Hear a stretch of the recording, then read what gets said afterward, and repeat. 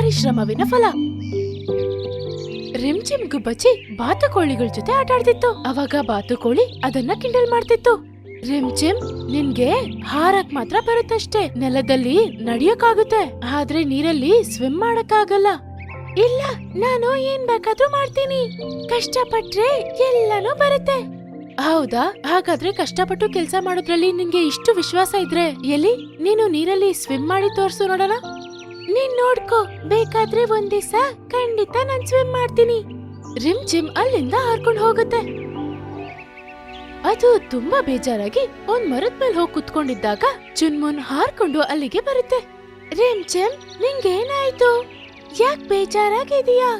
ನಾನು ಏನ್ ಯೋಚನೆ ಮಾಡ್ತಾ ಇದ್ದೆ ಅಂದ್ರೆ, ನಮ್ ಕಾಡಲ್ಲಿ ಎಷ್ಟೋ ಪಕ್ಷಿಗಳಿಗೆ ಅಹಂಕಾರ ಜಾಸ್ತಿ ಆಗೋಗಿದೆ. ಅರೆ, ನೀನು ಯಾರ್ ಬಗ್ಗೆ ಮಾತಾಡ್ತಿದ್ಯಾ?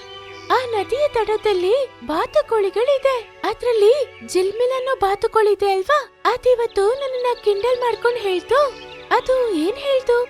ನನ್ ಕೈಯಲ್ಲಿ ನೀರಲ್ಲಿ ಸ್ವಿಮ್ ಮಾಡಕ್ಕಾಗಲ್ಲ ಅಂತ ಅದ್ ಹೇಳ್ತು. ಕಷ್ಟಪಟ್ರೆ ನಮ್ಗೆ ಎಲ್ಲಾನು ಬರುತ್ತೆ ಅಂತ ನಾನ್ ಅದ್ರ ಹೇಳ್ಬಿಟ್ ಬಂದೆ. ಆಮೇಲೆ ನಾನು ಒಂದ್ ದಿವಸ ಖಂಡಿತ ಸ್ವಿಮ್ ಮಾಡ್ತೀನಿ ಅಂತ ಹೇಳ್ದೆ.